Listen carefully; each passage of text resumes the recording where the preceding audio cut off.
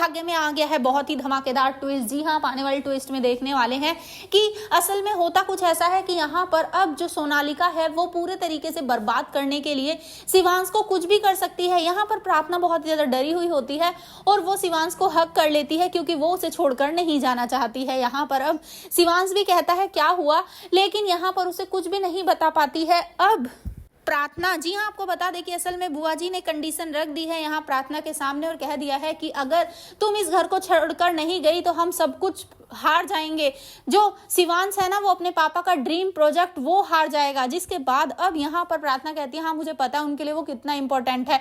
यहाँ पर रौनक घर पर आता है और वो शिवांश से कहता है कि तू ना अपने बाबा का सपना तोड़ने वाला है। उन्होंने जो सपना देखा था ना सनशाइन प्रोजेक्ट का वो बर्बाद होने वाला है। जिसके बाद शिवांश को बहुत ही ज्यादा गुस्सा आ जाता है और वो यहाँ पर अब हाथ उठा देता है फिर से रौनक पे। जी हाँ, इन दोनों भाइयों की हाथापाई तो रुकने का नाम ही नहीं ले रही है बल्कि और बढ़ती जा रही है और इस सब का मजा ले रही है इस बार सोनालिका, क्योंकि वो तो यही चाहती है कि किसी भी तरह बस शिवांश परेशान हो और प्रार्थना खुद ये घर छोड़कर चली जाए। जिसके बाद वो शिवांश को उठाएगी और फिर से अपनी जगह बना लेगी उसके दिल में। जिसके बाद वो तो बहुत ही ज्यादा खुश हो रही है ये सब देखकर, लेकिन घर में हर कोई है परेशान क्योंकि किसी को भी उसके प्लान के बारे में नहीं है पता।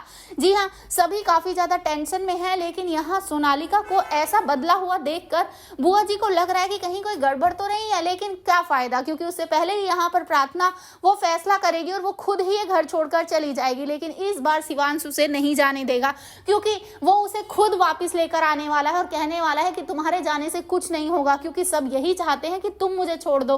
तभी तो इतना बड़ा खेल खेला है उस रौनक ने, लेकिन तुम चिंता मत करो, मैं उसे सबक सिखा कर रहूंगा और अपना सब कुछ बचा कर रहूंगा। उसे क्या लगता है कि मैं बीमार हूं, मैं काम करने की हालत में नहीं हूं तो वो मुझसे कुछ भी छीन लेगा? ऐसा नहीं हो सकता क्योंकि मैं अब उससे वो छीनने वाला हूं जो उसने कभी सपने में भी नहीं सोचा था।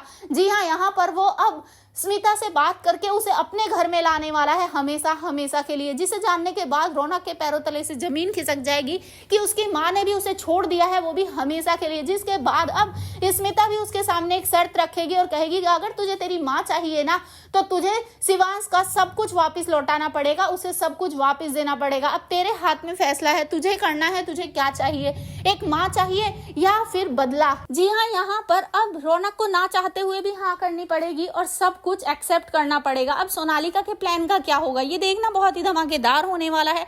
तो भाई सोनालिका बदल दी गई है ये तो आपको पता चल ही गया होगा। तो भाई नई सोनालिका आपको कैसी लग रही है आप हमें कमेंट बॉक्स में जरूर बताएं। ऐसी खबरों से जुड़े रहने के लिए आप हमारे चैनल को जरूर सब्सक्राइब कर लें।